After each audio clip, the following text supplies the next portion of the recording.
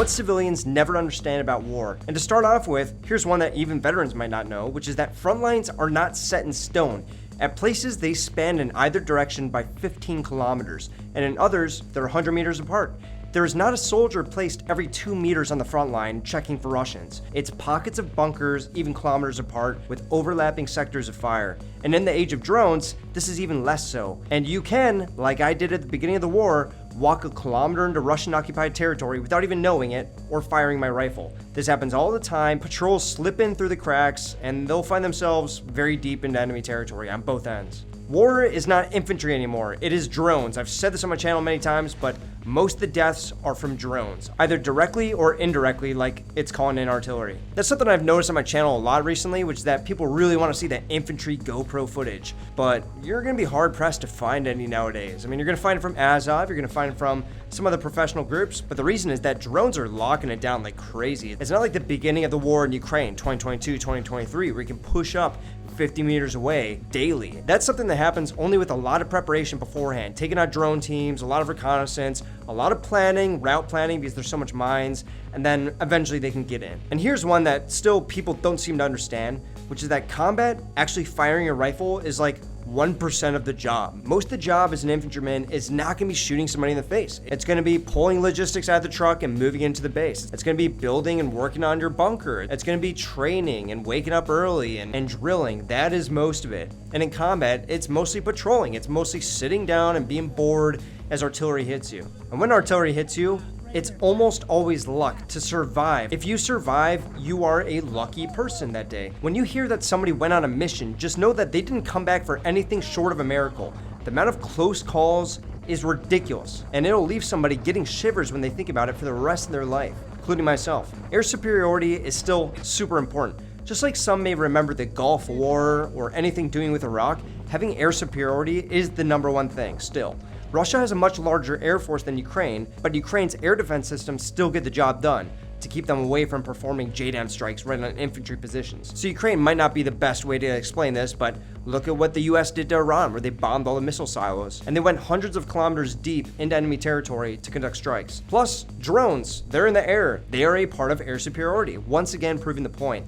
It is something many have heard, and it's only getting more so as war continues. There's always going to be a need for a rifleman. Unmanned ground vehicles and aerial drones are still coming out of the gate, and there's lots they will provide, but there's always going to be a need for a man to go into a tunnel or room and put a bullet through somebody's head.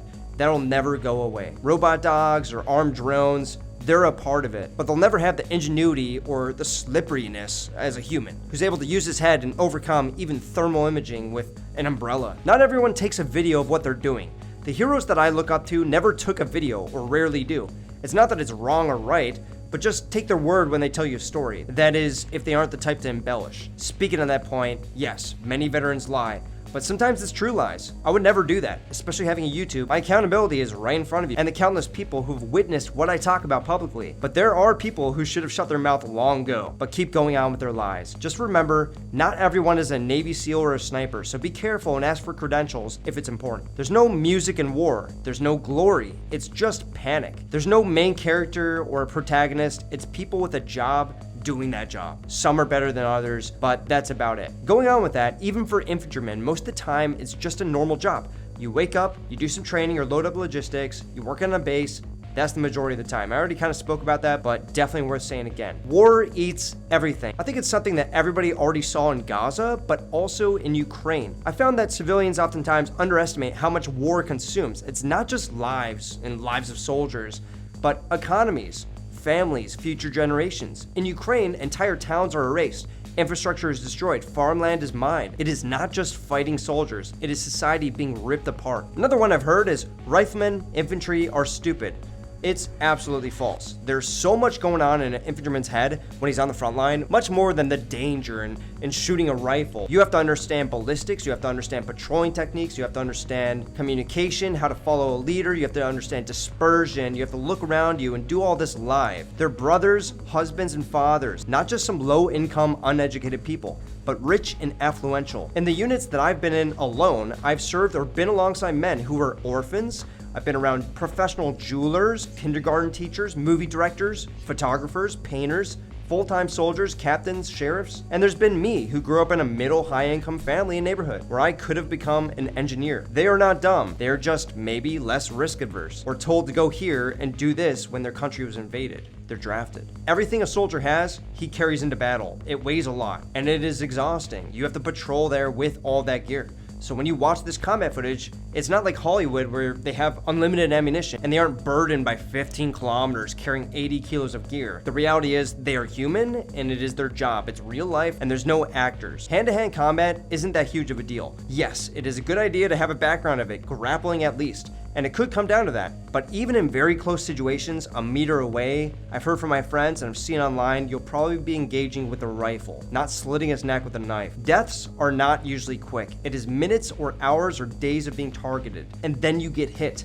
And you know you're gonna get hit. And then you're badly wounded for 30 minutes or even days. Unless you're hit in the head, which is one of the smallest parts in your body, and you have a helmet on you. But maybe you took shrapnel to your helmet and it was enough to knock you out and then you're bleeding out because it hit an artery. Or maybe you're super unlucky and it hit straight into your temple. But usually, people die very slowly. It's gruesome stuff.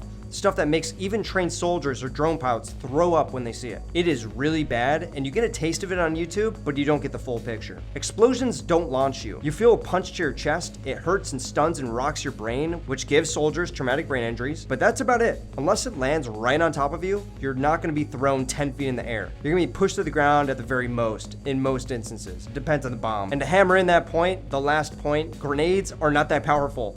It depends on the variant. Like the American M67 uses a more potent explosive than the Russian F1, but neither is going to blow up houses. It's not going to knock you to the ground. Its explosive is meant to launch very, very small shrapnel into the air at high velocity, not to level buildings or bunkers or throw somebody into the air. And that's about all I want to say today. I hope you guys enjoyed, hope you learned something. And I just want to say, I'm not mad at you if you don't know these things. I'm just speaking as a veteran, saying some things that I think maybe you didn't know.